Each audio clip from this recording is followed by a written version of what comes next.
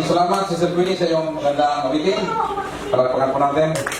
Nag-bless pa kayo sa mga awitin nyo. Happy Sabbath niyo lahat. Nandito ba siya, no? Si Brother Jonathan? Wala, no? Alright. Happy Sabbath muli sa lahat ng kapatid.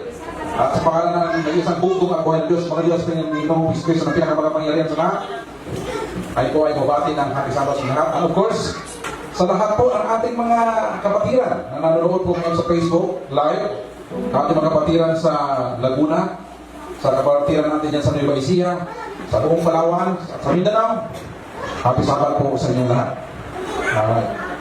At ang pag-usapan po natin yung mga kapatid ay napakahalaga. One time ay nag-usap kami ni sa akin si Sir Roger ni Pastor. Sabi sa akin, pwede ba magbigay ulit ng topic about Kingdom of God? Kasi gusto namin i-share sa mga kaibigan namin, sa mga kilala namin, patungkol sa kanya, kung gaano ba ito talaga kahalaga. At yan po pag-usapan natin yung mga kapatid. At ang mensahe ko sa araw nito, pinamagatan ko, the greatest discovery of a lifetime. Sabihin mo sa tabi mo, the greatest discovery of a lifetime. Ano yung sa Tagalog? Ang pinakadakilang na-discovery mo sa buhay mo. Ano yung pinakadakilang bagay na discovery mo sa buong buhay mo? Ano yung pinakadakilang bagay? Yung nakilala mo kung ito ang bagay, palakpakan natin. Okay. Yung sinamang magazine. Alam mo tayo kapatid ay dumadating bilang isang normal na tao. Lagi tayo ay dumadating sa punto na mayroon tayong hinahanap. Normal po yun. Diba? Ikaw ay may hinahanap pagising mo sa umaga. Ano mo na unang hinahanap mo pagising sa umaga? Yung iba, pag-gising sa umaga, kinakapag pa, anong hinahanap? Cellphone. Kailan umaga, nagpa-alarm ako around 4:30. Nagaling yung ang cellphone, sabi ko, wala pang text. Nagpaalam ulit ko na 5, wala pa rin text. So, sabi ko, baka matagal pa. Mamaya may nag-text, paso, nandito na ako. So, hindi tayo na ito, nakasarating pa na. So, bago ka matulong kapatid, ang hawak mo cellphone mo, pag-isip mo sa umaga, ano na unahan mo? Cellphone mo. Okay? Normal ako sa atin na mayroon tayong hinahanap. At ako po, isang araw mga kapatid, ay pumunta ako sa National Bookstore, bumili ako ng mapa ng Palawan, mapa ng Mindanao. Sa hinahanap ko saan yan, pupunta saan ako, hinahanap ng ganyan dito. At bumili ako ng mapa ng Palawan, hinahanap ko yung Maguyon. Hinahanap ko yung Little Karamay. Hinahanap ko yung Bunsa. Sabi yung mga bundok dito, mayroon akong hinahanap mga kapatid. So, normal ko yung mga kapatid sa atin na may hinahanap tayo. Pagkahapon naman, nag-usap kami ni Brother Well, Liagas. Sabi niya, Pastor, sabi ko, importante. Ito ano yun? So, tinawagan mo siya. Sabi niya, Pastor, mayroon isang back to Christ na nasa New Zealand. Sabi niya, Pastor, dating back to Christ ito at kasama ito nung panahon pa ni Padulahe, then, andal ito sa akin, ay napunta na ngayon sa New Zealand at nagpausap kami, matagal daw niya akong hinahanap. At ang ginagawa naman niya mga kapatid, yung mga kanta ni Padulahe, gumagawa siya ng mga videos, ganyan. Kasi nagpapal yung ganyang pagmamahal sa gawain sa Back to Christ. Purihin po natin ang pangalan po si Brother Alex.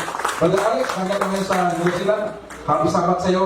At kinagdalang namin na makilala ka at magkadawang panad. Sana mag-usap tayo upang mapag-usapan natin ang nagagawin mo dyan sa New Zealand. Kasi ang ating gawain naman sa Korean ay buong mundo, mga kapatid. Parapakan natin buong mundo. Minsan naman, meron pang hinahanap. Alam mo yung kwento ko tungkol sa lalaki na mayroon pang hinahanap na kalabaw? Nalala niyo yung kwento ko sa lalaki nagharap ng kalabaw? Na inikot ka lahat ang mga rancho, hinanap niya yung kalabaw. Pinuntahan niya yung mga kaibigan niya. Dahil hinahanap siya ng kalabaw. Sabi niya, pre, tingnan mo itong mga kalabaw ko, tinignan niya. At kung tinignan niya yung mga kalabaw, sabi niya, hindi ito ang aking hinahanap. Baka mayroon ka pang ibang kalabaw. So pinakita naman niya yung mga babaeng kalabaw. Tinignan niya ulit, sabi niya, hindi ito ang hinahanap. Wala ka namang ibang kalabaw dito.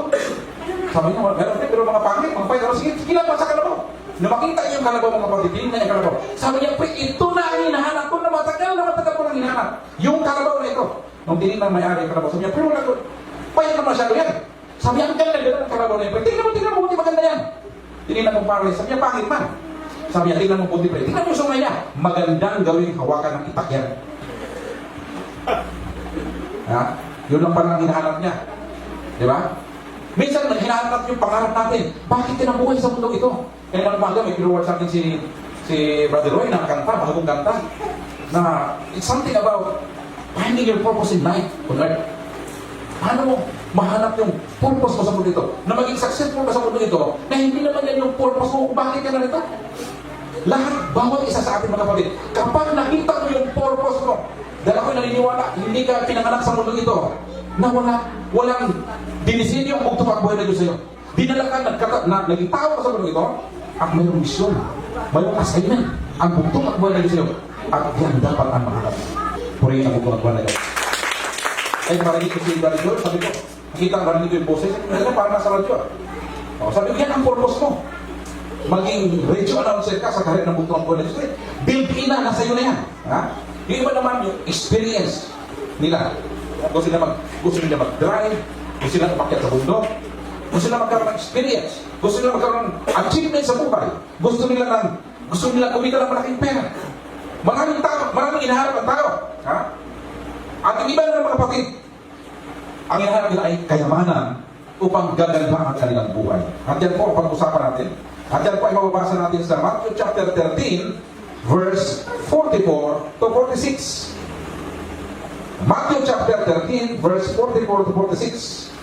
Ito yung ginamit ng bugtong at buhay na Diyos sa isang metaphor tungkol sa kayamanan. Tungkol sa isang kayamanan na nakabaon at may nakakita. At tungkol sa perlas na napakahalaga. At hinahanap po ito ng isang merchant. At yan po pag-usapan natin. Ha? Ang pinapakita ng bugtong at buhay ng magbatid ay ito. Ang kayamanan at ang perlas na ibig sabihin ang kahalagahan ng kaharian at ang pamumuhay na nakasaad dito. Yan po ang gustong iparating ng bugtong at buhay na Diyos. Ha? Kahalagahan ng kaharian. Sabi mo, kahalagahan ng kaharian. Ha? At kung ang kaharian ng bugtong at buhay na Diyos ay mahalaga, kung ang kaharian ng bugtong at buhay na Diyos ay mahalaga, dapat ganun din ang ating paningin. Kung mahalaga sa bugtong at buhay na Diyos ang kaharian, dapat mahalaga din sa atin. At gagawin natin ang lahat ng among natin magagaya na hanapin natin ang kaharian nito. Dapat mahalaga ito sa Kanya. Dapat mahalaga rin sa atin. Amen? Dito pong gagawin natin. Kaya, ang topic natin is the greatest discovery of a lifetime. Kung ikaw ang nakadiscovery. At yan po ay mababasa natin sa Matthew 13, verse 44 to 46. Ha? Nakaramdam na ba kayo mga kapatid na nakita kayo ng kayamanan? Sino na ba kayo nakakita ng mga kayamanan? Accidentally. Ha? Mayroong isang bahay ng luma na nakatira sila doon. Tapos yung pinto, sinira nila. Nung sinira nila, puro barya, puro kwarta ang nakalagay. Yung iba naman, yung kama na kawayan na iniwan ng tatay nila, nung nasira, inabasan na, puro mga 100, 1,000. Nakalagay, nakasuksok doon sa kawayan. Yung kawayan pala, buong pati ng kama ay kayamanan pala. Anong pakiramdam mo kapag nakakita ka ng isang bagay na mahalaga? Kaya ka lang makapulot ka ng pera sa daan, tuwang-tuwa ka na. Diba? Anong pakiramdam mo kapag nakakita ka ng gano'n?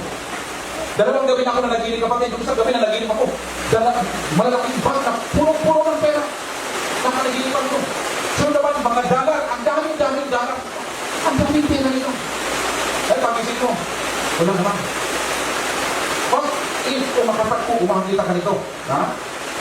Diba? Kahit manood kayo sa Jessica Soho, mayroong yung perlas dyan sa City Hall, na dinonate niya. Hindi niya alam kung magkano ang presyo. Nung pina-search na kung magkano halaga, milyon-milyon pa na. Sabi mo, nagdagdag mo, hindi ko alam, mahal pa kayo. Ha? Ang tagal-tagal na itago mo sa ilalim ng kama niya, dinonate niya lang niya, hindi niya alam kung gaano kamahal yung perlas na yun. Ha? Ganun po yung mga kapatid. At ito, ang background nito, ay ang bugtong at buhay na Diyos, kasama kanya mga disciples, ang pinapaliwanag niya sa kanila, ha? Na-discover ninyo ang kaharian ng bugtong at buhay na Diyos.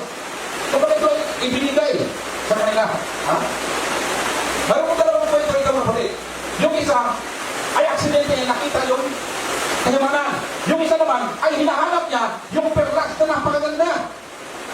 Ang point dito mga kapatid ng dalawang panahon sa ito, dalawang talinghaga na ito ay yung kahalagahan ng kaharian ng bugtong at buhay ng Diyos. At kapag natagpuan mo ang kaharian na ito, this is the greatest discovery of a lifetime. Kaya kayo, ngayon, ay nakita inyong kaharian ng bugtong at buhay ng Diyos. Ito na ang greatest discovery ng buhay mo. Purihin natin ang bugtong at buhay ng Diyos. Ngayon, bakit mahalaga yung kaharian? Hindi ko ano yung kayamanan sa kaya kundi yung anong mayroon doon. At kaharian walang iba kundi ang walang iba kundi ang hari na mga hari, ang bugtong at buhay ng Diyos Kristo na pinakamakapangyarihan sa lahat. Yan po mga kapatid. Ngayon, ang tanong mga kapatid, ay ito. Bakit sa dami-dami ng mga talihada, bakit ito ang ginamit ng bugtong at buhay ng Diyos? Bakit ang kayamanan ang ginamit niya na ihambing ang kaharian ng Diyos? Bakit ginamit niya yung perlas? Para ipaliwanag kung ano ang kaharian ng Diyos. Ang punto na bugtong pa ito, yung kahalagahan, the importance of the kingdom of God. Yan sa may Honda Bay. May mga bisita kami, pumunta kami ng Honda Bay, tapos pagpunta kami doon, dinala kami doon sa isang parang floating na tindahan, maraming perlas doon. Kaya lang yung maraming na mga perlas sa Palawan ay mga cultured na. Noong unang panahon mga kapatid, hindi pa usong cultured na perlas. Kaya ang perlas ko mga kapatid ay kinukonsidera ito na isa sa mga pinakamamahal na bato noong unang panahon. Wala pang kinukulture noon. Kaya ang halaga ito parang ginto din. Okay? Malala yung perlas. Ha? At ang sabi dito sa Matthew 13 verse 44, purihin ang bukong magkwento niya. Sabi dito, the kingdom of heaven is like a treasure. Ang kaharian ng Diyos ay katulad ng isang kayamanan.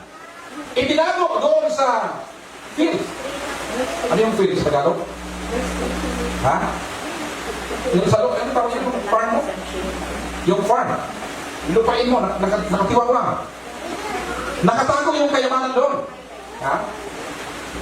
Nakatago yung kayamanan doon. Ngayon may lalaki, nagrinta siya ng lupa doon, nagtrabaho siya, may paalam sa may-ari, at umpisa na siya magbungkal. Mamaya may natamaan siya, na parang matigas, akala niya ba ito? Nung hinukay niya mga kapatid, hindi para bato yung nahukay niya, kundi yung box, yung malaking baul na punong-puno ng kayamanan. Kung makakita ka niya mga kapatid, ikaw talaga ang pinaka-blessed na tao. Ha? Nakita ka ng kayamanan. Ito, aksidente niya nakita ang kayamanan. Ha? Akala niya ba ito? Kayamanan pala. At kung makita niya ito mga kapatid, nanlaki ang kanyang mata. Noon sa Amerika, ganoon din. Mayroon nagbukal-bukal, akala niya kung ano ba ito, hinukay niya. Mayroon ang tao ito. Yung langis ba? Parang, pumusit yung mga langis. Ang hindi, natanggal ba? Pumusit ang gano'n? Biglang yaman yung may-ari lupa. Ha? Kung hukay ka ba rin mo dito, kasi ilalim pa na, puro langis pala ng ano. Ha? Biglang imaman mga kapatid. Ito po nangyari sa tao ito. Napakalaga yung kanyang discovery. Yung mga tao kasi ng panahon, hindi nila diniposito yung pera sa bangko dahil usually pag mayroong gera, minsan pati bangko, nakukuha yung ano, kaya ginawa niya, binaon na lang niya. At kung binaon niya mga kapatid, siguro nabaril siya, namatay, yung sekreto niya, dala sa kanya, yung kayamanan niya, nakabaon doon. Ha? Iba ang nakadiskubre ng kayamanan na ito. Ha? At nakalimutan ito. At nakalimutan sa matagal ng panahon. Ang nakita niya yung mga alahas, mga ginto, mga pera, mga mamahaling bato, mga naman ito mga kapatid. Ha? At kung makita niya yung mga lumang pera ng mga kapatid, alam nung nakahukay na yung may-ari ng lupa, hindi siya may-ari ng kayamanan na yun. Dahil yung mga pera na kalagay doon, lupa na. So anong ginawa niya? Tinausap niya may-ari, gusto ko bilhin itong lupa na ito. Maganda ba ito? Ha? Sabi may-ari, pangit man yan. Kaya nga pinakapon lang yan. Bilhin ko lang yan. Kaya magkano mabinta mo? Ibenta ko bahay, ibenta ko lang sakyan ko. Ibenta ko bisikleta ng anak ko. Yung sing-sing ng wedding ring namin, ibenta ko lahat yan. Para ibilhin ko yung lupa na yan. Dahil alam niya kung anong mayroon doon. Alam niya kung anong matatagpuan doon. Lahat ng kanyang asset ay ibenta niya. Bakit? Dahil nakakita siya ng kayamanan. Hindi inaasahan kayamanan mga kapatid. Ha?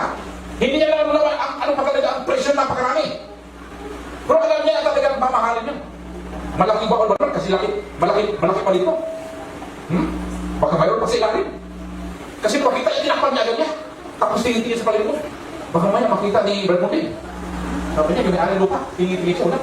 Tinakpan niya ulit. Nilagyan niya ng kalabo. Kaya may gawa niya. Sabi niya, mayaman ako. Ha? Hindi siya makatulong, pagka hindi siya makatulong. Sabi niya, tinitingnan niya doon, baka mamaya may nagsilip-silip doon sa farm niya. Hindi niya tinitingnan yung tinanim niya ng mais. Wala na siya pakialam sa mais. At tinignan niya yung mas ilalim ng isa. Kinausap niya yung may-ari. Ha? Diba? Pag binili mo yung isang lupa mga kapatid, ha? Hindi mo yung bibilhin, nagpasa ka talaga, hindi mo alam ano halaga. Dito sa inyo, magkano bang halaga ng lupa dito? Ang isang, ha? May 500. Tapos bilhin sa'yo ng 1,000. Kung gulat ka, kung yan, tao ito, binibigay niya ito mahal ng lupa. Ha? Dahil kanya kung nasa ilalim. Ha? Kaya itong lalaki na ito, sabi dito, na binenta niya lahat ang kanyang ari-arian para tulihin itong lupa na ito. Hindi siya mag-design ng gano'n kung hindi niya nakita yung kayamanan doon. Ha? Hindi niya nakita, hindi niya gagawin yun. Ha? Gagawin niya lahat ang abot ng kanyang makakaya para makabil at mabili yung lupa na yun. Ha? Siya ay masayang-masaya. Puro joy. Ha? May joy daw sa kanyang puso. Bininta niya lahat. Inibigay niya lahat. Ha? Kapag ang bugtong at buhay na Diyos ay maghanay sa buhay mo, at naramdaman mo may bugtong at buhay na Diyos sa buhay mo, may mas mahalaga ba sa kanya? Mayroon pa ba mas mahalaga sa bugtong at buhay na Diyos sa buhay mo? Wala na. Ha? Mayroon pa ba mas mahalaga na matagpuan mo ang kaharian ng bugtong at buhay na Diyos? Mayroon pa ba mas mahalaga niyan? Ha? At paano ka mag-respond sa kaharian na naghahanap sa iyo? Diba? Yung perlas mo kapatid. Sa paningin ng bugtong at buhay na Diyos, ikaw yung perlas. Ha? Binayaran ka lang talagang napakalaking halaga. Ang ibinayad sa iyo ay hindi pera. Ang ibinayad niya ang kanyang dugo. Doon sa Kalbaryo ng Diyos. Ganyan kakamahal ng bugtong at buhay na Diyos. It's okay. Tayo naman mga kapatid, ang bugtong at buhay na Diyos, siyang perlas natin. The pearl of great price. Ang bugtong at buhay na Diyos. Ha? Diba? Ang pinakamalito ng kapatid is, kapag ang bugtong at buhay na Diyos sa harapan, nakilala mo na siya. Ang gusto ng bugtong at buhay na Diyos, siya lang sa buhay mo. Ha? Dapat walang yung pagmamahal mo sa Kanya. Buo! 100%! Pag siya yung mahal ng bugtong at buhay na Diyos, ay hindi mo nang magsimba ngayon sa balo kasi hindi mga kamag-anak ko. Mayroon kami family reunion. Hindi mo na sabihin na gano'n. Nako, kung linggo kayo, isang kapatiran tayo sa Sirsilig doon sa Luisera niya. Kung pupunta ka ng bahay ng Sabado, sumama ka sa akin at pagsimba tayo. Kung pupunta ka sa bahay, maiwan ka sa bahay, hindi ka tama entertain kasi nasa simbahan. Ganun ang prinsipyo niya. Ha? Ganun din sa ating pag-aaral ng Sabado. Ano sabi ng bugtong at buhay ng Diyos? Kung gaano ba itong kalala itong kingdom na ito? Basahin natin. Matthew chapter 5 verse 29. Kung ang iyong kanang mata ay naging dahilan na ikaw ay magkasala, dukutin mo yung mata mo, itapon mo. Mas mabuti pa na isa ang mata mo kaysa ang buong katawan mo mapunta sa impyerno. Ganito ang kahalaga ang kingdom. Ha? Kung yung mata mo dahilan na hindi mo makakuha ang kingdom na ito, it's better for you to get out. Tanggalin mo ito. Ha? Matthew chapter 10 verse 37 to 39. Purihin ang bugtong ko na Diyos. Ang sino man lumawal sa kanyang tatay, sa kanyang nanay, nang higit sa akin, ay hindi karapat-dapat sa akin. Ang sino man nagmamahal ng kanyang anak na lalaki at anak na babae, nang higit pa sa akin, at hindi nag-alsa ng kanyang krus, ay hindi karapat-dapat sa akin. At ang sino man makatagpo ng kanyang buhay, ay mawawalan nito. Subalit ang mawalan ng kanyang buhay, nang dahil sa akin, ay magkakaroon ito. Napakatindi. Ito tinatawag na the cost of discipleship. Ha? Buong tao mo, buong pag-aari mo mga kapatid, ibibigay mo lahat sa bugtong at buhay na Diyos. Wala kang ititira sa sarili mo. Ang tawag nito, kabaliwan. Baliw na nabaliw ka dapat sa bugtong at buhay na Diyos pag ganitong klase. Ha? At sabi pa, Matthew chapter 19 verse 21, kung gusto mong maging banal at maging perfecto, kami sa mayaman, humayo ka at ibenta mo yung ari-arian, ibigay mo sa mahirap, at magkakaroon ka ng kayamanan sa langit. At bumalik ka rito at sumunod sa akin. Mati mo na ari-arian mo. Ha? Doon sa mayaman na yun, ang ari-arian niya, yun ang naging Diyos-Diyosan niya sa buhay niya. Yun ang hadlang sa kanya. Kaya ang gusto man niya na magtutuloy, kung ano yung naging hadlang sa paglilingkod mo sa kanya, yun ang i-give up mo. Ha? Ha? Yung ating pagmamahal, yung ating katapatan sa bugtong at buhay ng Diyos ay napakalaki. Na mas gusto rin pa natin mawala yung mata natin, mawala yung paa natin, mawala yung pamilya natin. Tayo lang ay makasunod sa bugtong at buhay. Yun ang pinaka-importante sa natin. Nothing compare. Walang ikumpara sa laki at ganda ng kaharian ng bugtong at buhay ng Diyos. Ha? I-give up mo lahat. Sabi naman iba, pinapabayaan yung pamilya nila dahil sa Panginoon. Meron kong nakita ng ganyan. Sumali sa isang sikta. Hindi niya pinapaliwala yung magulang niya. Sabi, ito na yung pamilya ko, ito na yung ano. Hindi yung ganyan ang ibig sabihin ng bugtong at buhay ng Diyos. Naman kung may pamilya kayo, pabayaan nyo na lang. Ha? Hindi yun. Ang gusto kong sabihin ng bugtong ko rin, kung yung pamilya mo naging hadlang, piliin mo yung bugtong at buhay ng Diyos. Ha? Hindi, hindi ka naniwala sa'yo, takwil na kita. Mali-mali yun. Kasi mayroong ibang ganun paniniwala. Kaya napakalaki ng halaga nito, kapatid. Kapag natagpuan mo ang bugtong at buhay ng Diyos, yung kagalakan mo, napakalaki. Na kaya mong i-give up ang lahat. Di ba? Yung iba nga, i-give up niya yung Panginoon. Meron ako nakita, sino ba yun? Na isang artista, na pulis, iniwanan niya yung Panginoon niya, napalit siya ng reliyon para doon sa lalaki. Ganun hindi. Di ba? Kaya ba ninyong iwanan yung bugtong at buhay ng Diyos dahil lang sa tao? Ha? Kaya itong talihagan ito, kapatid, saan natagpuan yung kayamanan? Natagpuan ang kayamanan doon sa farm, doon sa field. Ha? Itong field, mga kapatid, nandiyan na paligid mo yan. Hindi sa Amerika, hindi sa Saudi. Ha? Hindi siya pumunta ng bansa. Nasa paligid lang niya. Nasa paligid lang niya. At natagpuan niya yun. Yung kanya nasa paligid lang. Ha? Nababasa mo sa Biblia. Pero hindi mo na bibigyan ng pansin. Wala nagturo sa'yo tungkol sa kanyang bugtong at buhay ng Diyos. Baliwala lang sa'yo. Pero nandyan ang kayamanan. Ha? At natagpuan mo, kapatid. Ito ang sabi ng bugtong at buhay ng Diyos. John chapter 5, verse 39 to 40. Ang sabi dito, you search the scripture. Sinisiyasan mo ang banal na kasulatan. Because you think that by then, you possess eternal life. Sinabi niya sa mga Pariseo.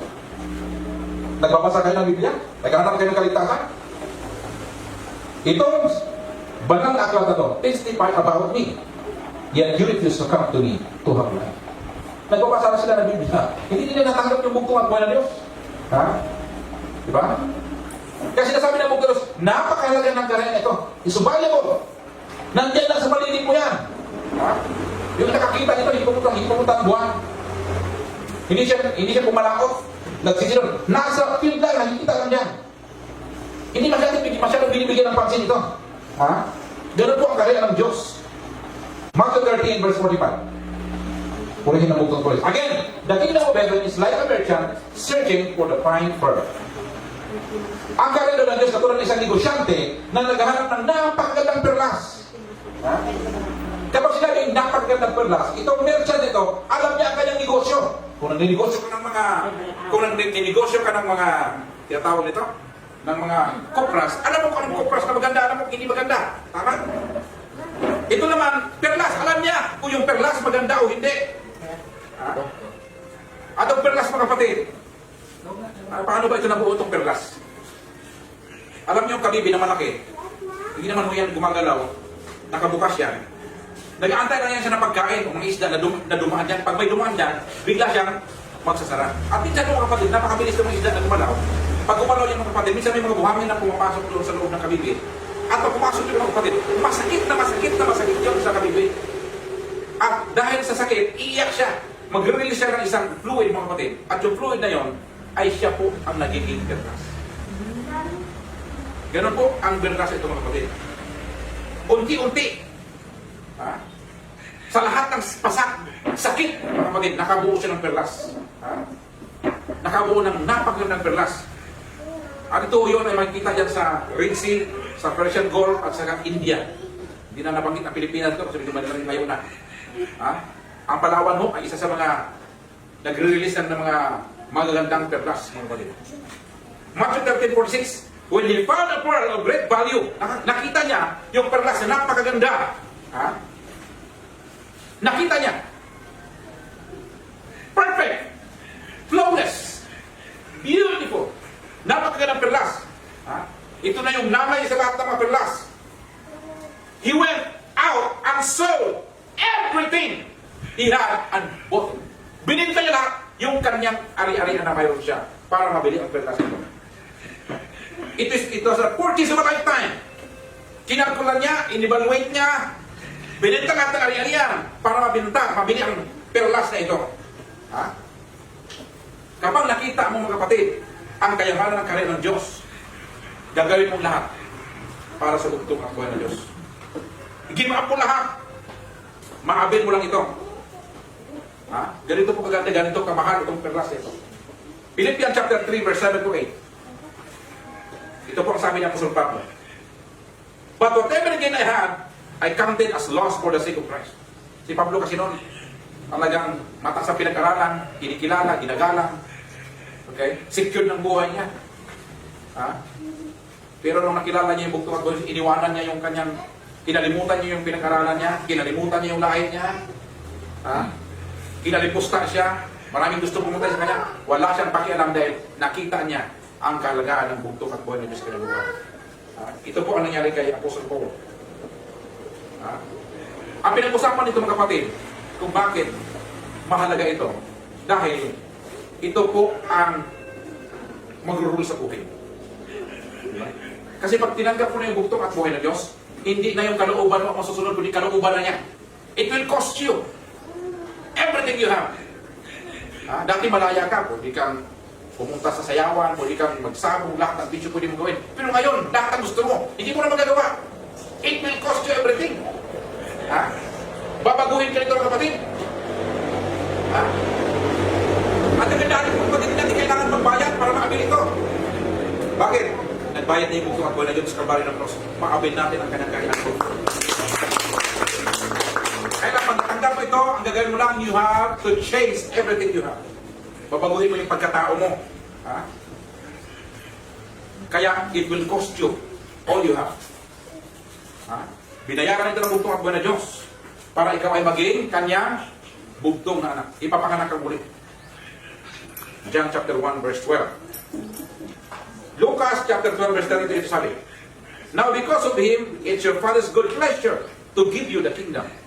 Ang sabi ng bugtong at buhay na Diyos, malaki daw kalooban at kagustuhan ng bugtong at buhay na Diyos na ibigay sa iyo ang kanyang kaharian. Luke chapter 12 verse 32. Yun ang sabi niya. Ganito na po pag nakita mo kaharian. Ganito na klase. At bakit? Dahil ang kaharian ng Diyos ay talagang napakalaki ng halaga. Kulang ang buong kayamanan sa libutan ito. Kung ang kaharian ng Diyos ang pinag-usapan. Nakatanong, bakit mahalaga ang kaharian? Number one, bakit mahalaga ang kaharian? Ang kamatayan ay nagapit ng bugtong at buhay. Ang kamatayan, sabi pa rin, ang kamatayan, wala nang bisa. Kaya importante ang kaharian. Dahil nung namatay ang bugtong at buhay, nabuhay siya muli. Kaya bugtong at buhay ng Diyos. Kaya mahalaga. Dahil ang kamatayan ay nagapit ng bugtong at buhay ng Diyos. Nung pumunta dito ang bugtong at buhay sa libutan ito, yung kamatayan, nung pinatay ni Adan, yung tupa doon sa Manang Eden, yun ang kauna-unang nasaksiyan nila, ang kamatayan. Pangalawa, nung pinatay ni Cain si Abel, 2 times nila nakita ang kamatayan ng kapatid, at hindi basta-basta may namamatay. Kahit yung mga scientist, talagang nag-research sila, paano pabain ang buhay ng tao? Paano ang tao na hindi mamatay? Hindi nila kaya iso. Hanggang ngayon nag-research sila, paano mabuhay ng matagal? Si Michael Jackson ng kapatid, ilang doktor siya mayroon? 100 doktor. Para pabain ang buhay niya, namatay pa rin. Kaya mahalaga ang kaharian dahil dito ang kapatid, nung naghari ang bugtong, tinalo niya ang kamatayan. I remember one time when I was in college, dahil ko nito sa mga kapatid, na nanaginip ako mga kapatid tungkol sa tatay ko doon sa Baloy. At sa aking panaginip mga kapatid ay siya ay naliligo doon sa swimming pool. At tumaligo sa swimming pool mga kapatid, napaligiran, napapaliputan siya ng mga nakakumupladge ng mga lalaki. Pagkatapos kaya, umahon yung tatay ko doon sa swimming pool na nagkatapis ng tela ng puti mga kapatid. Yun ang napanaginipan ko. And then, pinuntahan ko si Papa doon sa Baloy. Nung pinuntahan ko siya doon, nag-usap kami. Sabi ko, di ba kagari mo lang? Sabi ko, bakit ako balik? Sabi, pinapunta mo nito. Mayroon ako sasabihin sa'yo, importante. So, nandoon si Busilang, katabi, at sabi ni Papa, boy, puntahan mo na siya doon. Sabi niya, ayaw mo yung Pangulo. Bilhan mo na doon, ganyan. Ayaw pa rin niya umalis. So, sinigawan siya ni Papa niya, boy, umalis ka, mag-uusap kami ng anak ko. Alis! Pinalis siya. Usap kami. Sabi ko pa, ito na panaginipan ko. Sabi ko, mayroong masamang mangyayari sa'yo. Tandaan mo yan. Sinabi ko sa kanya. Nung pumunta ko ng Baguio mga kapatid, pumunta ko ng Quirino Grandstand. naka-attend ako doon. Yun ang last na pagkikita namin. At nung nandoon na kami sa taas ng stage, biglang nagsabi si Papa na, sabi ko, Commander, maraming mga tao, delikado tayo dito sa stage, maraming mga tao na gusto umakyat. Sabi ni Papa, tawagin yung mga gerilya, paikutan ang paikutan ng Crew Versan. Pinaikutan ang mga gerilya mga kapatid. Nung nakita ko yung mga nakakamaplas, yung nakatayo mga kapatid, pinaikutan si Padalay mga kapatid. Biglang nag-flashback sa akin yung panaginip ko. So, ito na yun. Ito na yun. At yun po mga kapatid, yung nakita ninyo na pinakita ko na larawan, yun ang kauli-ulihan pagkikita namin ng tatay ko. Ha? Kauli-ulihan na yun mga kapatid. Pumunta ko ng Baguio, nung dating ko sa Baguio mga kapatid, tumawag sa akin si Nanay Karin. Si Nanay Karin po ang back to Christ doon diyan sa bandang Pangasinan, mga Tarim, Pangasinan. Kasi meron simbahan na ng back to Christ, si Nanay Karin, meron siyang malaking tindahan, at meron siyang simbahan, malaki yung kanyang simbahan, maraming mga back to Christ doon. Doon ako nagpapastor doon sa back to Christ, sa mga Tarim. At tinawagan niya, sabi niya, Pastor, sabi niya, sabi ko, Nanay Karin, kumusta? Sabi niya, si Padre na wala na. Ano mo wala na? So, tinito niya sa akin, may narinig ako kasi hindi mo nakinig sa radyo. So, dali-dali ako pupunta ng Manila. At kung talagang confirm na kapatid na wala na, hindi ako makapaniwala. Ha? Kasama niya yung sila Ricky na yan, sila Almen, tahimik yan. Wala silang magawa. Kami lang talaga yung kinatatakutan nila doon. Kasi lahat sila, delikado sila doon. Pwede namin sila sinisiyak doon tayo. Kasi hindi namin alam kung nangyari. At kung nawala na talaga si Papa, hindi ako makapaniwala. Yung denial ba? Hindi ako makapaniwala. Bakit ganito? Ganito lang ba? Is this is it? Ganito lang. Kasi ang iniisip ko lang, tatanda si Papa, ganito ganyan, tapos kung namatay, maraming makikilip. Ganun yung na-picture ako. Pero yung bukto, iba siya plano eh. Ganun nangyari. Hindi ako makapaniwala mga kapatid. Na yun ang nangyari. Buong magdamag, iyak ako nang iyak. Hindi ko maintindihan kung bakit ito nangyari. Yun ang question sa akin. Bakit nangyari? Anong dahilan? Why it happened? Now, I'll give you my point. Bakit ko na-equate ito sa inyo? Hindi ko kaya ipaliwanag sa inyo kung gaano kahalaga, kaimportante ang kaharian ng Diyos. Pero isipin nyo na lang kung gaano kahalaga sa akin yung tatay ko na mahal na mahal ko na wala. Ganon ang pakiramdam pag wala ang kaharian sa buhay. Yung mga mahal sa buhay, mga magulang ninyo na lagi nyo nakikita, spend time with them, visit them, because not all the time na makasama mo sila. Ano ba yung imperno? Ano ba yung langit? Ano ba yung buhay wala hanggan? Pag kinikwento ko yung kaharian, kinikwento ko yung langit, kinikwento ko yung imperno, kinikwento ko yung kaharian, kinikwento ko yung langit, mga kapatid. Kapag ito ay kinikwento mo ayon sa liwanag ng kaharian, doon mo malalaman na napakahalaga ng bagay na ito na i-share mo sa inyo. So ano yung number one? Ha? Nagapi ang kamatayan. Ha?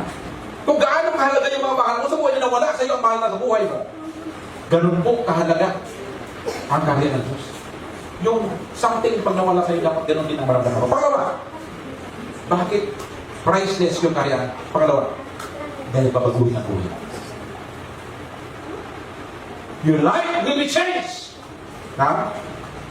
Kapag na-encounter mo na ang kaharian ng Diyos, at nakilala mo ng bugtong at buhay ng Diyos, babaguhin ito ang iyong buhay. Babaguhin ito ang iyong kakampi. Dati kampi mo sa tanas, kakampi mo na ang bugtong at buhay ng Diyos. Babaguhin ang buhay mo. Mayroon isang ko ito na gusto kong i-share sa inyo. Nung nag-start ako ng ministry, noong time po nagkaroon kami ng elders conference meeting, and then after, lagi ako nag-preach. Mayroon isang babae doon na dumadalo. Kapag nag-preach ako, tapos ang ginagawa niya mga kapatid, nag-take note siya. Hindi ko man kilala. Pupunta sa church. Akala ko back to Christ, hindi pala. Pupunta siya doon dahil yung tiyahin niya, tuwin niya back to Christ. Pumupunta siya doon dahil nakikita siya doon sa tiyahin niya. Pumupunta siya doon noon na dahil respeto lang. Nung marinig niya yung mensahe ko sa kanila mga kapatid, parang sabi niya, ano to? Something bago to sa amin. So nakinig siya mga kapatid ng mensahe na tungkol sa kanila. Nag-take note siya. Ha? Pagkatapos nag-appeal ako, I talk to them. Nagtaas ko siya ng kamay. Sabi ko, sino yung magpabaptize? Nagpabaptize din siya mga kapatid. Pero wala siya plano na magpabaptize nung araw na yun. Kinagabi, nag-pray siya. Then, hindi na siya mag-attend sa Saturday. Uuwi na siya ng pamilya. Nag-pray siya. And then God, nireveal sa kanya na tungkol pa rin yung karya. Kaya nung birthday niya, dapat sila kasama yung magulang niya. Hindi na siya doon nagpunta sa magulang niya. Yung araw ng birthday niya, yun din ang araw na nabautismohan siya. Siya po ay devoted Catholic at isang kandidato po sa pagkabatid. Nandun na sa Cambes.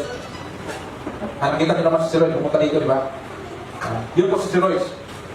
Now, kaya ko magsabi na magandang bagay sa lahat ng mga nabago ng buhay ko. Pero ito, Sister Royce, kakaiba siya dahil ay isang potential in her. Ha? Nag-attend siya ng mga Bible seminar, nagsisimba siya ng Sabado, ha?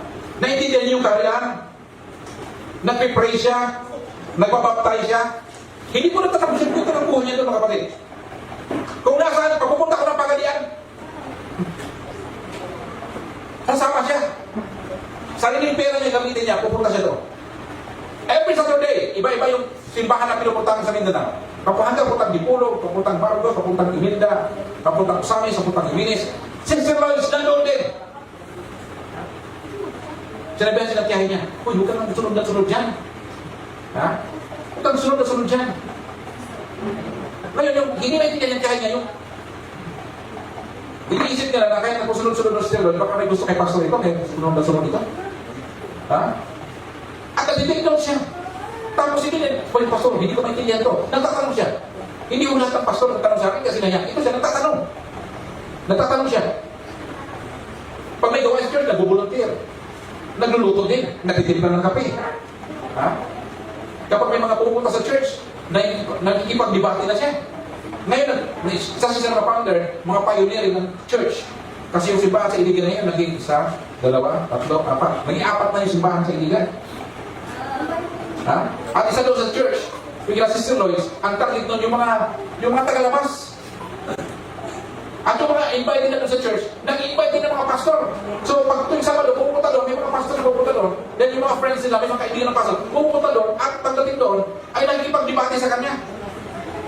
Ano ba good thing about Sister Lois? Dahil sa lahat ng mga disciples ko, sa yung naturuan ko, kaya pag may mga pastor na pupunta doon, nagkipag-debate sa mga pastor, yung mga pastor nakatalo niya. At tawa siya ng tawa. Ha? Kaya mga pastor hindi na bumabalik doon sa church. Ha? Isa na problema. Hindi ko siya ganun kagaling kumanta. Dati ko talagang sumisilip lang yung kanta. Pero sa kawan ng Diyos, kalaunan mga kapatid, nakakanta na rin siya. Ano yung kanta niya? God of my salvation. You are the God of my salvation. Kakaiba pa naman yun. Pag pinakanta mo, hindi yun ang ayaw. Talagang kakanta talaga yun. Kaya pag hindi ka sabi ko, si Lois, pag-preach ka lang doon ha, saan mo yun? Huwag ka kanta ha. Oh. Di, kayo naman, hindi naman kilala. Oh, nandito na si Sister Lois, pakantahin natin. Tapos patawa-tawa yun, tapos kakalabitin pa yung kasama niya, Sister Michelle ko, kanta tayo. O, dalawa yun. Tapos pag tumayo yun, siyempre, magaganda.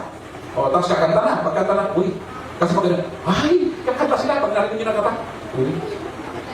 Ay. Uy. Kakanta. Pag narinig na, ay. Di ba? Kung sa awa ng Diyos mga kapatid, karausin ko, sabi ko, talagang na yaman, sintunado talaga ko. Alam ako si Lord, sintunado rin naman, mag-pray ka lang, talaga tutulungan ka ng bukto at Diyos talaga, aayos din yung boses mo, kanta lang, kanta. Ngayon, nagugulat ka rin, medyo nakatama ka rin ng tulong. Uy, di ba? Nakatama din. Kasi sobrang din, tutugin, tawa-tawa na siya. Sino talaga mga kapatid? Pag tinugtugan mo yun, ikaw na lang mainis. Ha?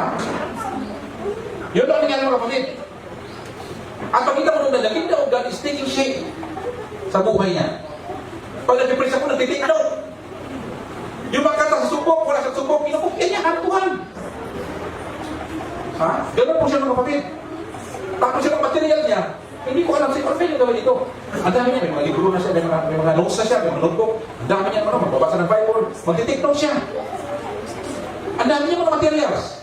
Hindi ko alam, magkatayo pala ng Church of Madrid. Ha?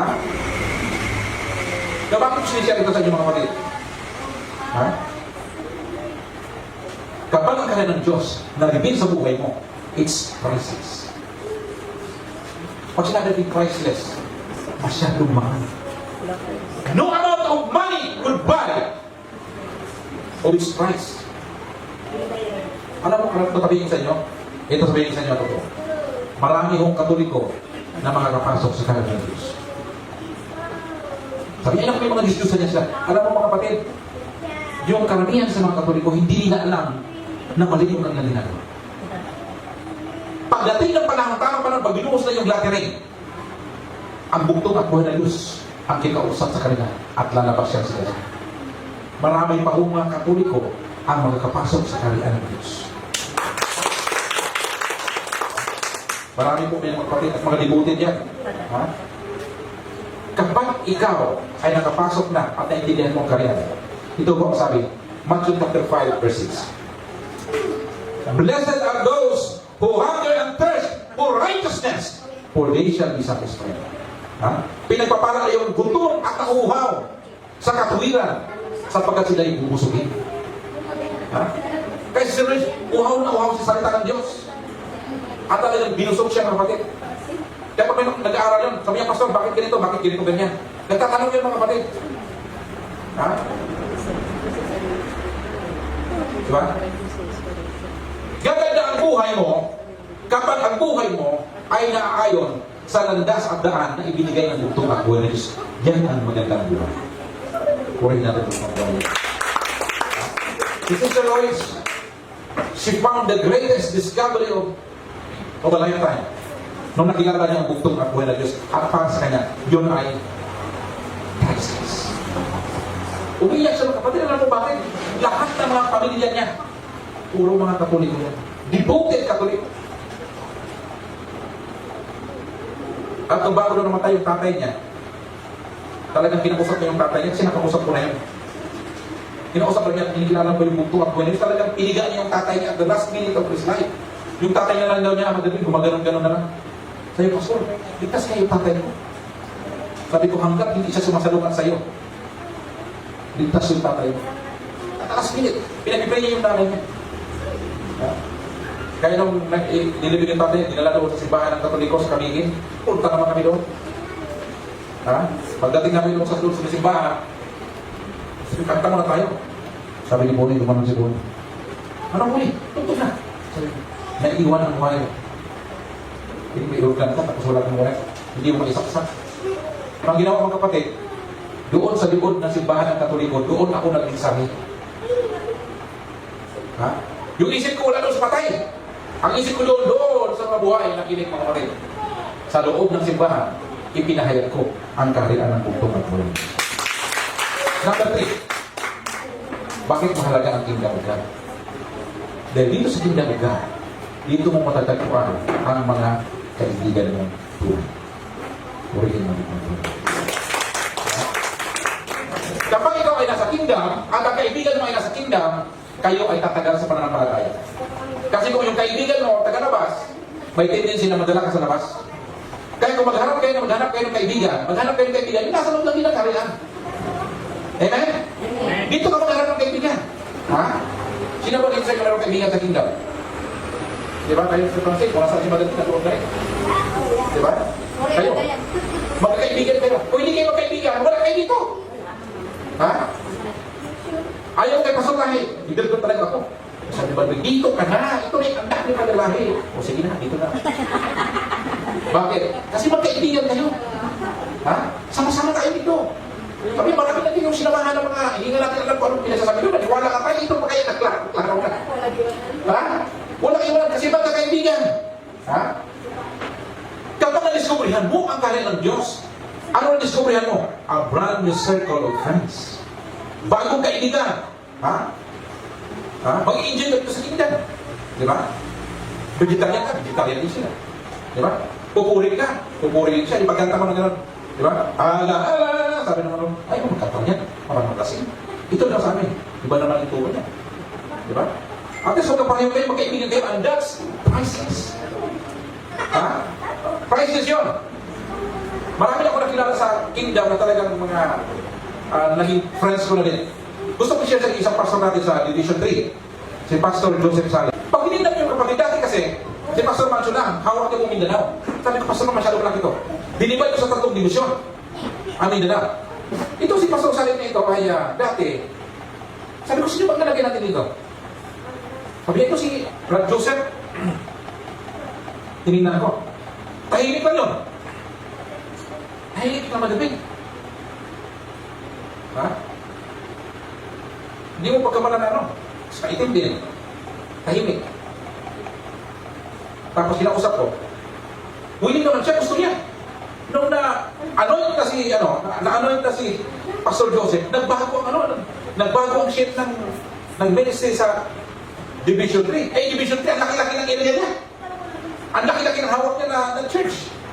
Hanggang pupuntang Dipunong yan mga kapatid, hawak niya. Ang laki ng area niya. Ha? Ano ang yung kaganda doon kay Pastor Joseph kapatid? Ang ginawa niya mga kapatid. Ano ang ginawa nito Pastor Joseph? Gusto ko i-share sa inyo. Nung naging pastor yan mga kapatid, yung lupa na nabili niya, dinonate niya sa kingdom. Baka natin mga kapatid. Dinonate niya.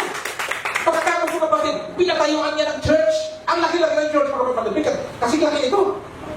Again ay, mas lalo pa nilang pinalakyan. Kasi doon sa kanila mga kapatid, kahit yung barangay kapitan doon, back to Christ din. Ha? Back to Christ din. Pinalakyan yung church. Kasi doon sa likod, nandoon yung aking, nandoon mayroon na akong higaan doon sa likod. At ang taas ng kapatid ng simbahan, masyado mataas pa din. Tok-tok ng ating pilo sa taas, mataas pa dyan. Taas yung bubong nila. At nandun kami, inaayos namin yung church, yung ating ng simbahan lang, inaayos namin. Yung tatay niya, nandun nag-ayos. Nandun man ako sa baba. So, ginawa ko mga kapatid, dahil nandun yung kama, nilagyan ko ng mga unan. Pagkatapos, umalis ako mga kapatid, lumipat ako doon sa may kusina. Yung ating kasi lumipat, di ba may uway dyan? Pag hila niya ng gano'ng magaling, naputol! Nalaglag siya! Ang taas-taas ang pagkalaglag niya magaling. Bah! Ganon. Sabi, ano yun? Sabi niya, Commander Sally, tulong! Takbuhan natin mga kapatid. Namukha ng mga kapatid. Kuha ni Pastor Nancy yung banalangis. Binuhos siya doon ka sa buwangan ni Commander Sally. Sabi niya, tapos pinag-pray lahat ng kasi nandun. Ano mga kapatid? Nabuhay si Commander Sally. Sabi ko, alam mo kung bakit ko na nakatakot yun? Nandun kasi ako. Inisip ko, nandun ako. Ha? Pag namatay yun, nandun ako sa niya. Nandito sa pasabahay, namatay ito.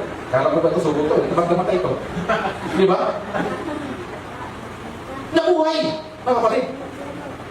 Iyakan sila mga kapatid. Sabi ko, Commander, dahil sa ospital niya, gusto ko ma-sure. Kung talagang baka mamaya, mag-collapse. Sabi mo, sumukin ako. Sabi ko, hindi, kung sige lang sa doktor, baka may mga nabasag dyan ang mga atay mo. Sabi niya, wala. Hindi pala tumalong talaga mga kapatid. Sabi niya, okay na ako, pastor. Ulihin ang bugtong at bugtong. Ha? Doon kami nag-garden, doon kami nag-akyat kami sa bundok mga kapatid. Sabi niya, akyat kami doon, akyat kami. Hindi pa dilim na. Sabi niya, saan? Doon, lapit na. Eh, bibig pa yung tinuro. Sabi, malayo pa to. Akyat naman kami. Ang dami pa na maginta. Sabi ko na, tama na, uwi na tayo, sa gabi na. Hindi na ako nagkarating doon sa dulo. Ha? At doon po mga kapatid, tuwing katapusan ng buwan, mayroong meeting, nandun yung mga elders, kwentuhan, usapan, ang saya-saya, sama-sama kakain, sama-sama matulog, sama-sama akit na bundok, sama-sama mag-garden. Tulong-tulong mga kapatid, ang saya naman, you are making one huge family at you are created, magkakaroon ka ng mga kaibigan sa kanya. That's why kingdom of God is priceless. Hindi mo pupunta ka na rin, binta ka na lang, uwi ka na. Hindi mo na nakalaupang palad yung mga kapatiran sa Back to Christ.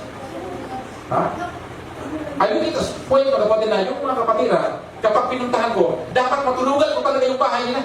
Kasi pag dito sa church mga kapatid, pag nag-praise ako sa inyo, pagkatapos kahapon umuwi na ako, mayroon din mga problema na hindi ko alam.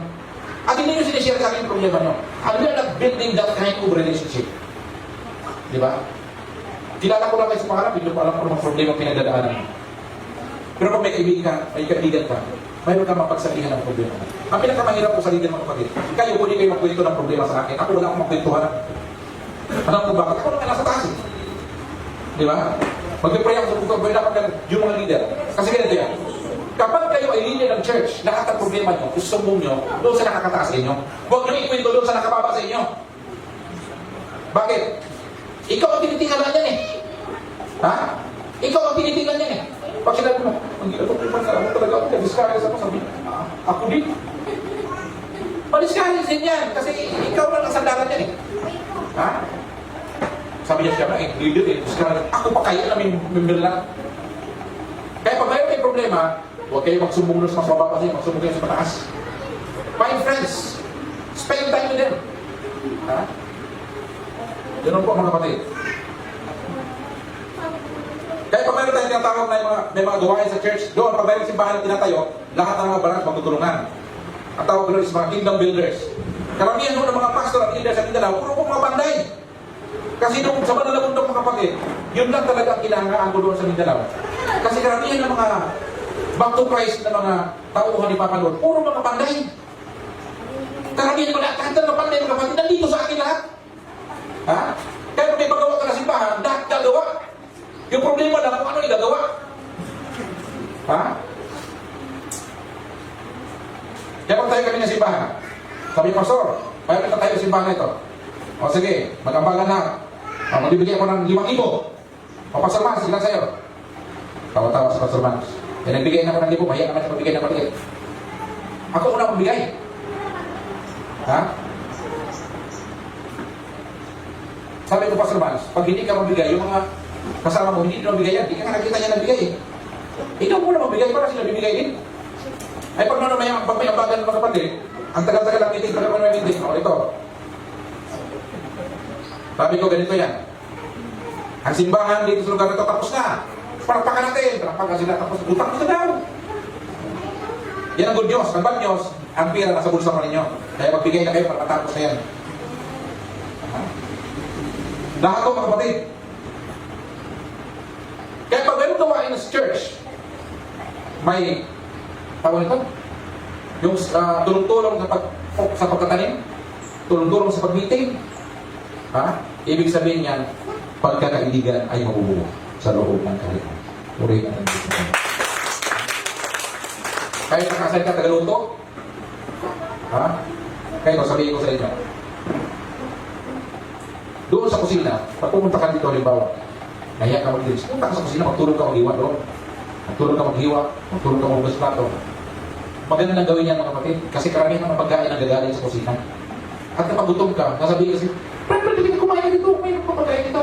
Pero kung hindi ka tumulong doon at hindi ka nakilala, gutom ka na, mahiya ka magsabi. Sabi niya, Isker, may pagkain ba niya? Pag-inom sa'yo. Sino ito? Wala na pagkain.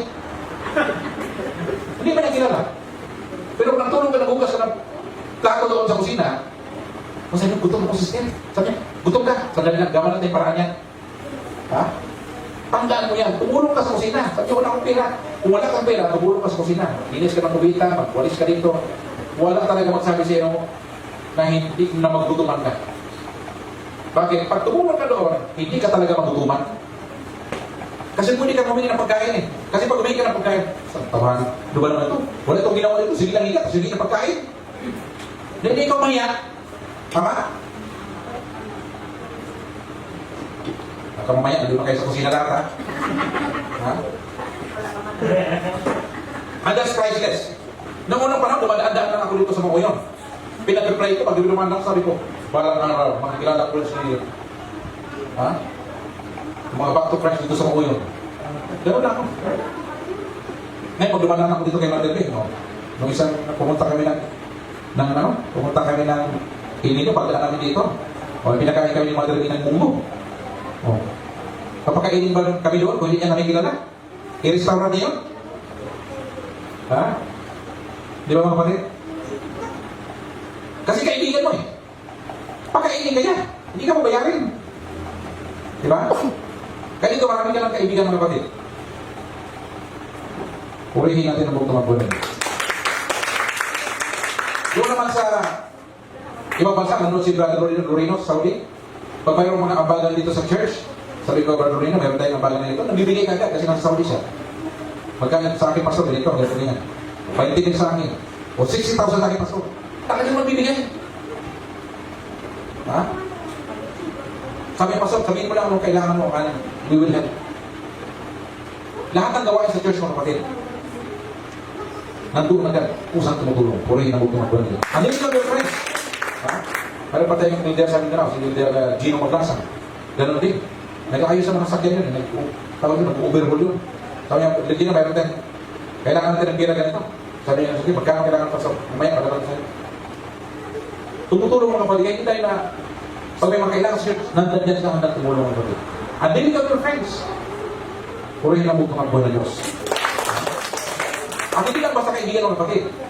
Kasama mo pa sa karya ng bugtong at buhay. Dito sa lupa, kasama mo yan sa karya ng tulong sa langit ng mga nairoon ka kaibigan. Number 3, number 4. Ika-4 at pinakahuli. Tayo ay magtatagumpay. Victory sa wrong.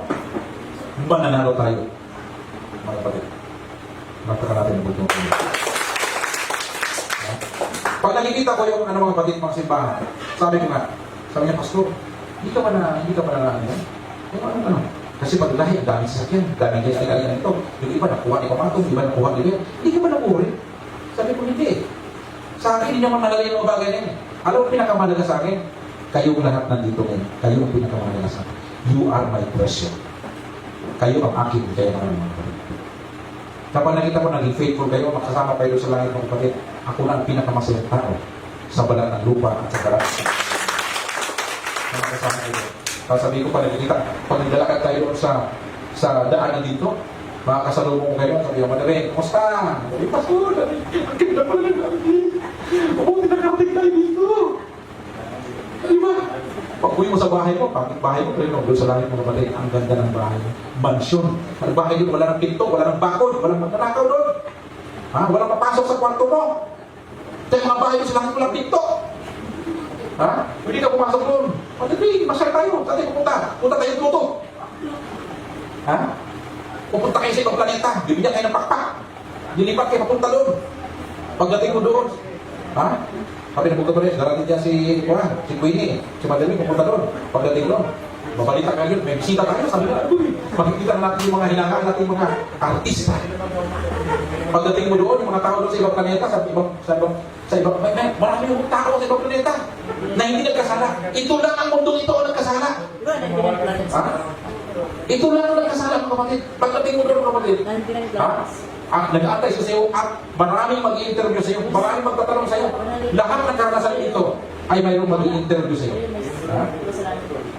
Diba? Ganun po ang kaharian ng kapatid. Katulad ng perlas. Ha? Kaya pag tayo ay talaga nagpapunction na tayo inapuspos na nagbanal ng Espiritu, tayo ay binago ng bugtong at buhay ng Diyos, nagagamit natin yung talento natin para sa kaharian, lahat tayo na-involve. Ha? Maraming mga tao ang makakadiscover sa bugtong at buhay ng Diyos. That is a discovery of a lifetime. Hindi lang ikaw ang nakilala sa bugtong buhay ng Diyos, kundi pati yung mga kaibigan mo. Kaya itong simbahan, itong mga kapatid, ito yung field.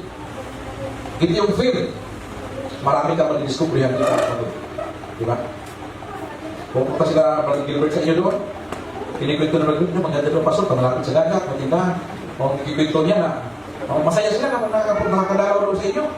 Ako, hindi pa ako nakarating doon. Kasi, at happy sila pag naalala nila yung mga tagapalawang kapatid, happy sila.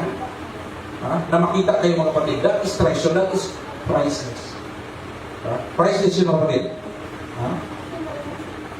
At ang pinakamaganda itong kapatid, sa mga relasyon ang natagpuan mo dito mga kapatid, ang pinakamaganda, natagpuan mo ang bugtong at buhay ng Diyos. Ha? At yun ang pinakamaganda sa mga, na yung lifestyle mo, yung buhay mo, binago, na naging katulad ka ng bugtong at buhay ng Diyos. Ang bugtong at buhay, siya yung kayamanan mo, siya yung treasure mo, siya yung perlas ng buhay mo. Ha? At susunod ka sa kanya saan man siya patungo mga kapatid. Yung maniskulihan mo sa buhay mo, ang kaharian ng Diyos. Ha? Yan po ang pinag-agpunta nakita mo kaharian, nakilala mo ang bugtong at buhay ng Diyos. Ha? Yan ang pinakamalaga mga kapatid. At kapag natagpuan mo, i-abandon na mo daw lahat. You will abandon, you will forget everything. Dahil ang mahalaga sa iyo mga kapatid ang kaharian ng Diyos. Kapag pumupunta ka sa church, at alam naman yung dyan, gano'n kami sa bahay, na-lockdown kami doon. Sabi ka natin, punta ng ulit, saan mag-worship doon? Makawit, kakanta, mag-praise, kasama yung mga kapatiran. Hindi nyo ba naman issue gano'n? Ha? Hindi ba, papunta-punta ka na lang sa Facebook, makikinig ka naman doon. Kung iba talaga yung nandito ka sa church, kasama mo yung mga kapatiran, at sabay-sabay tayo pumupuli at dumalanggiya sa bugtong at buhay ng Diyos. Ha? Diba? Hindi ba, hindi lang sapat na nakita mo yung kaharian? Ha? Hindi lang sapat na nakita ko ang kaharian. Hindi lang sapat na nakita mo yung kayamanan. Dapat mabili mo ito. Ha? Hindi na sila kontento mga kapatid na nakita yung treasure, dapat bangka sa iyo yun. Yung perlas, hindi na sapat na nakita mo yung perlas, dapat bangka sa iyo yun. Ganon din, nabugtong at buhay ng Diyos. Ha? Dahil yun ay priceless. At bakit priority sa kaharian? Number one, dahil nagabi ng bugtong at buhay ng Diyos ang kamatayan, ang buhay mo ay nabago, nagkakaroon ka ng kaibigan sa kaharian, at pang-apat, tayo ay nagwagi. Sabi nga ni Padre Lahi, ang manalig kay Kristo ay walang pagkatalo. Puri ang bugtong at at ito mga kapatid, tandaan natin, anumang bagay na mahalaga sa atin, it will cost us. Mahalaga yun sa atin. Ha? Yung marriage mo, it will cost you something. Kasi iba naman yung isa, manampalataya yung asawa sa hindi, it will cost you something. Ha? Yung anak mo, it will cost you something. Yung trabaho mo, it will cost you. Kasi iba, hindi ka pwedeng libre sa balon, may trabaho ka rin sa balon. It will cost you. May halaga talaga lahat ng bagay. Panaginip mo, yung simbahan mo, yung pananampalataya, may halaga lahat. Magkakaroon ka ng sakripisyo. Magsasakripisyo ka ng pera, magsasakripisyo ka ng oras. Yan mo, kapag ang sakripisyo para sa karya ng Diyos. Ha? Sabi ng bukang ba ng Diyos, mayroon tatlong bagay na worth dying for. Worth dying for. Na handa kang magpakamatay sa tatlong bagay nito. Number one, ang karya ng Diyos sa buhay mo. Pangalawa, yung kaligtasan mo. At pangatlo, ang pagsunod sa kalooban ng bugtong at buhay ng Diyos. You are willing to die because of that three things in your life in order for you to be joyful and complete happy sa bugtong at buhay ng Diyos ng Diyos sa kanyang Panginoon. Kayo po ang mga kapatid, ang treasure natin. Kapilapit ang ito. Yan ang dapat natin gawin. Yun ang magbibigay sa atin ng happiness na natagpo natin yung kayamanan na napakalaga na walang iba ang bugtong at buhay ng Diyos ng Diyos sa kanyang Panginoon. Maraming salamat. Gusto kayo magandang